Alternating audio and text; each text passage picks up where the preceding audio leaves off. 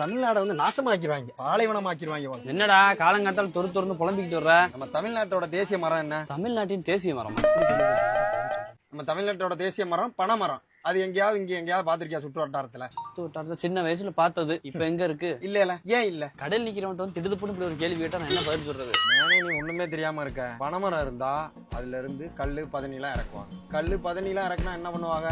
அதுல இருந்து கருப்பட்டி நாட்டு சக்கரைன்னு தயாரிப்பாங்க. நாட்டு சக்கரை கருப்பட்டின்னு வந்துட்டா மக்கள் யாரும் வெள்ளை சக்கரையை யூஸ் பண்ண மாட்டாங்க. அப்ப வெள்ளை சக்கரை வாங்கலைன்னா மக்கள் யாரும் ஆஸ்பத்திரி சைடு போக மாட்டாங்க. ஆஸ்பத்திரி போகலன்னா என்ன ஆகும்? மருந்து கம்பெனி போல இழுத்து மூட வேண்டியது. மருந்து கம்பெனி இல்லைன்னா என்ன ஆகும்? மக்கள் எல்லாம் ஆரோக்கியமா வாழ ஆரம்பிச்சிருவாங்க. எதுக்கு ஆஸ்பத்திரி சைடு போய்கிட்டு மருந்து தேவையில்ல, மாத்திரையும் தேவையில்ல, மக்கள் எல்லாம் மகிழ்ச்சியா வாழ ஆரம்பிச்சிருவாங்க. மகிழ்ச்சியா இருந்தா மகிழ்ச்சியாட்டா எதுக்குங்க குடி?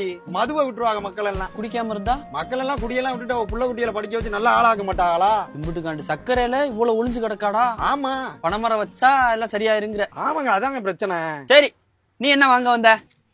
2 கிலோ சக்கரை விடு.